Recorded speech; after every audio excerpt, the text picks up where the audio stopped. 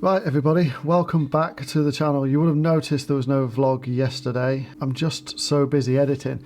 The problem is with course vlogs, because we film Torquay, the amount of clips and data you produce during that time takes so long to separate and put through, and I literally spent most of yesterday separating the clips for part 4, 5 and 6, because 1, 2 and 3 are now out, or 3 will be out by the time this is released anyway.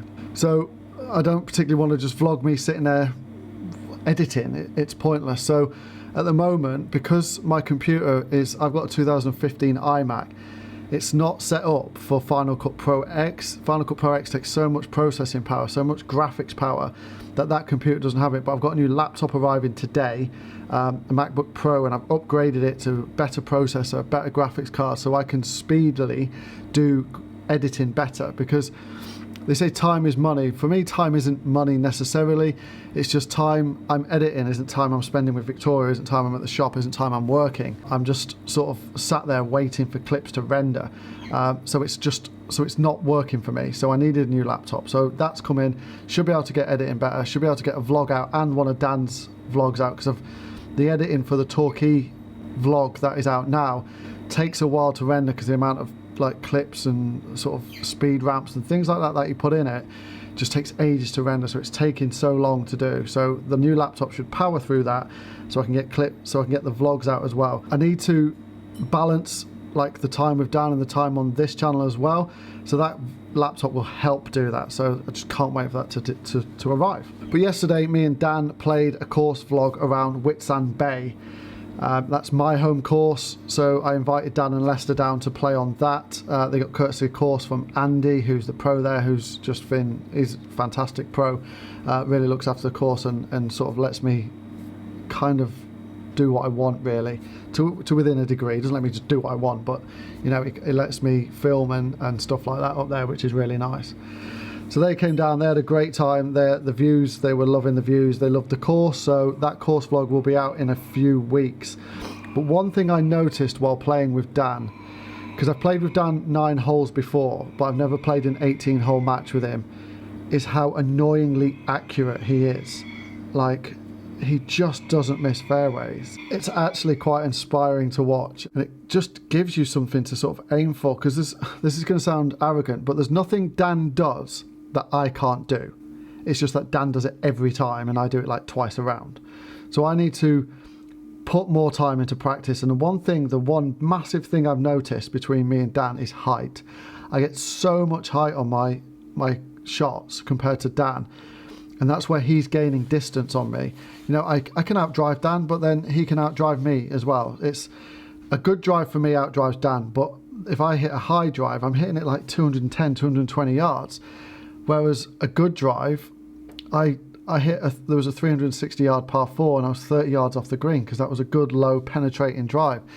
I've got to learn to do that every time instead of hitting the high wafty drive. So the next sort of week is going to be, I'm playing with Ralph tomorrow at Whitsand Bay, so I'm going to try new things out.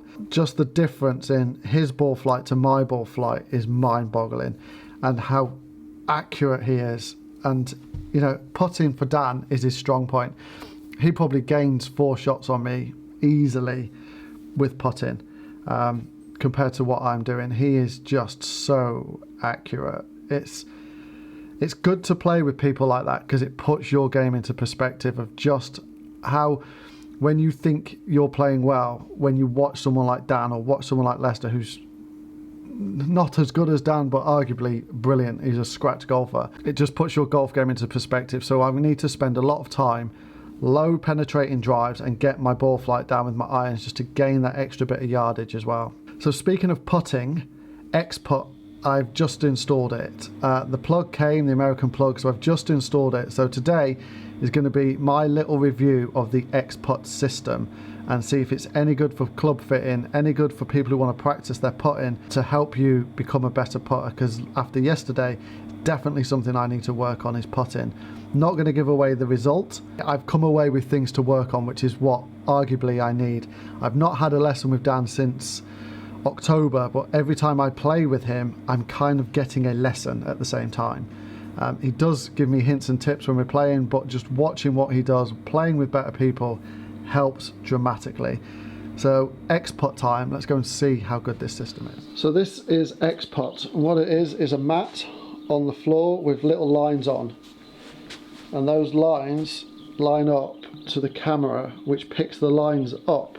And then on your putter, place little dots on your putter, little white dots, and it picks up the putter path, face, angle, and then that displays it on this computer system here. So like for example, path out to in, face path is opened, and then it shows a little diagram. And then on this side, the impact angle is 4 degrees right, putter path was 8 degrees left, how far I hit it. The launch direction was 3 degrees right, so it came off the putter face 3 degrees right, and the ball speed. So for putter fitting, it's not as good as Sam Putt Lab and things like that, but for the price and for what it offers, this is just going to work wonders for me in the shop. So let's show you it in action.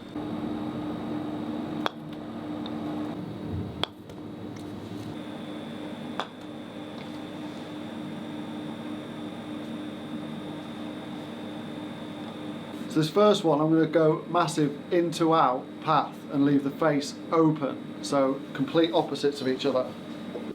Ready?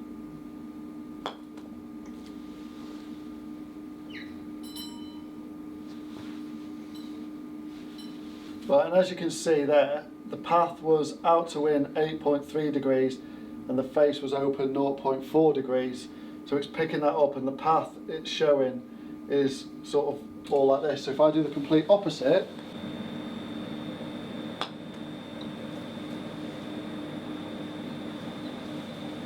and again going to the extreme, path 6.3 degrees into out, face 4.6% closed, and it shows the path here. But what it's doing is it's showing the hot spots of where I'm missing as I'm continuously playing.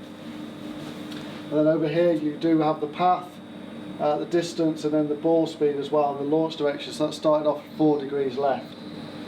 So if I try and do my normal putt, where am I on this?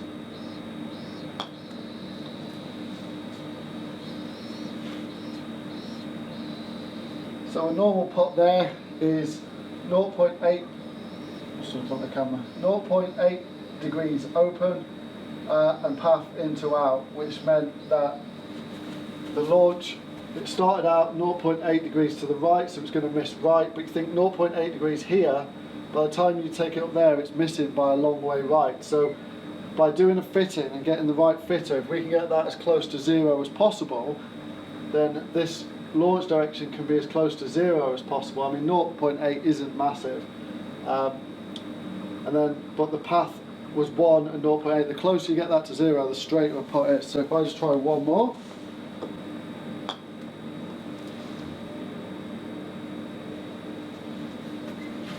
Again, you can see there, I kept the face open. So arguably, if I had a toe hang putter, slight toe hang putter, and close that face, or I can work on technique. So this just shows how I can either work on technique to close that face and get that path as close to zero. But if I got a slight toe hang putter, which is going to, the toe is going to speed up a little bit, get that to zero, then my putter is going to be better, because I'm starting it out 1 degree to the right, which means I'm always going to miss right. Another thing that it's got is challenge and play 9. So if I go to challenge, press start, I can pick the green speed and anything I want. So it just puts a challenge around the hole, and you can, using these arrows that you see on the maps here, you can move this left and right. You can see it moving. It's also got play 9, whatever that is. It's a number of players, so you can just play with a friend. So it's got the gaming aspect of it as well, which is it's just a bit different. But I didn't really buy it for the game aspect. I bought it more for the fitting aspect in the shop. So that's X-Putt. I need to obviously play with it more, test its limitations, just to see how good it is. But initial impressions for the price are, it's pretty good for what I want it for. It's certainly going to give me a bit of an edge when it comes to putter fitting compared to doing it by eye and things like that, at least I've got some data to back it up. It's not perfect, but it's not as expensive as these Sam Putt Labs and Captios that I just can't afford at the minute. In time, if this place gets used more and people start to like use it for fittings and sim hire and putt fittings, and I get more money, and then I can probably advance the equipment. Like SkyTrack and that are good. They're not perfect, but they're good enough for what I need it for at the minute until I can afford to up my level and get better equipment in, which will come in time. You know, I've got to manage expectations a little bit. There's no point in coming in here with all the big equipment and it not getting used. So let's start off. I'm going to start off with what I can afford. It's still better than some places offer, which is what I want it to do. I just want to give a proper fitting experience and have some data to back up that fitting. So with Xput and SkyTrack now, I can do that. Just got to get people down here and using it now. That's the main thing that I need to do. So I need to advertise it and get it out there. I'm pretty much done down the shop now. I need to go home and I need to, I'm cooking steak on the barbecue tonight. So that'll be nice fillet steak that, and a treat Vicky too. And just get out in the sun and have a beer because it's a lovely day and it is not a day to be stuck in this shop. Normality has resumed. What are we having for lunch? There's a look a mess. Right, I'm in that's my not cleaning gear. I look a state. I've got no makeup on. I've asked you not to vlog me today. Okay. Still looks like a lobster with a white face. Why don't you go out in the sun, but like just your head? Just put your head out in the sun and put the rest of the body in the shade. Why don't you shove that camera up your backside? That'd be painful, like. I don't think it'll fit. I'll give it a go. You've not answered the question. The people want to know what we're having for lunch. Ham sandwiches.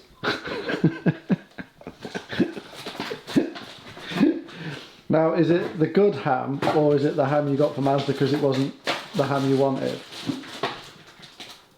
No, it's the big ham. So we're having good ham. I got the ham I wanted from Asda, just wasn't the biggest pack. Oh, that's what the problem was It it? wasn't the big pack. Everyone was commenting that you were looking on the top shelf. A bit like men do when they go and look at magazines. What, like you do? I don't need to look at that sort of thing, Because babes. I've you got got you. me. Got you. What a load of shit. There we go. There's some brownie points, gentlemen. Proper going all out here, isn't you, babe? I had this the other day and it's lovely. Lettuce, cucumber, ham, bistro salad and coleslaw. Bistro salad. Yeah. I love it, it's my favourite. It's got beetroot in it. And it goes lovely on a ham sandwich. Excellent. That is the end of today's ham sandwich And then steak tonight. recipe. Yeah, I'm cooking steak on the barbecue. Fillet, babes. Only the best for you. Only the best for you, babe. Quick side note, these pork pies are stunning. Pork pies with Branston pickle on the top. Oh, it's hot out there, babe. Fillet steak, egg, chips, peas, mushroom, corn on the cob. Salad and coleslaw. Salad, coleslaw. All prepared by me. Well, the steak was, and the corn on the cob, and the mushroom. The important bits were me. I prepared the mushroom and the corn you cooked. Exactly, Well, so if it wasn't for me, you wouldn't be eating it. So I'm taking full glory.